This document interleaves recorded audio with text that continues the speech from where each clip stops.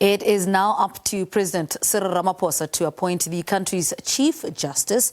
If Supreme Court of Appeal President Mandisa Maya were to be appointed to the position, she would also be the first female to occupy it. Maya would also be able to serve a full term as Constitutional Court Justice.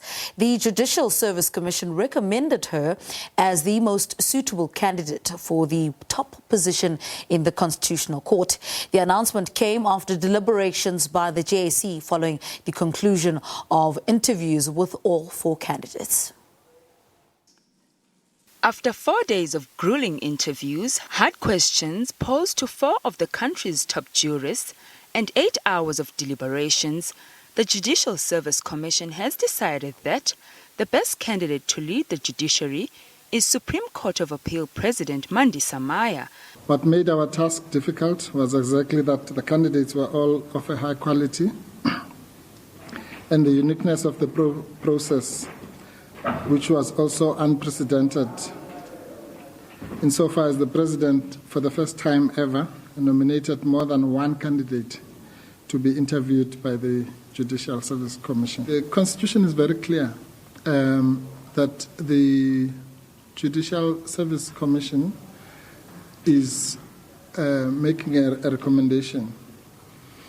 What is notable is that we are not even the only body that he consults. The Constitution says after consultation with the JSC and leaders of political parties represented in the National Assembly. So he's clearly not bound by either what we recommend or what those leaders of political parties recommend. The Commission will now present a report to the President before he consults with the National Assembly and makes an appointment. All right. Mandisa Maya is a pioneer in the judicial field, a woman of firsts. She was one of the first women judges on the Eastern Cape High Court, the first black woman on the Supreme Court of Appeal, the first woman deputy president, and later the first woman president of the SCA. And if appointed as the next Chief Justice of the country, she will be yet again the first woman. Justice Maya was born in 1964 in rural Eastern Cape. The trailblazer worked as a court interpreter and a prosecutor before joining the Women's Legal Defense in Washington, D.C.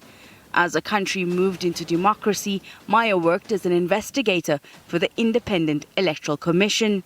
She then practiced as an advocate before becoming a High Court judge. At the helm of the Supreme Court of Appeal, she's turned the appellate court into one of the most efficient in the country, which some in the legal fraternity feels makes her the best candidate for the next Chief Justice position. Hasina Gori, SABC News, Johannesburg.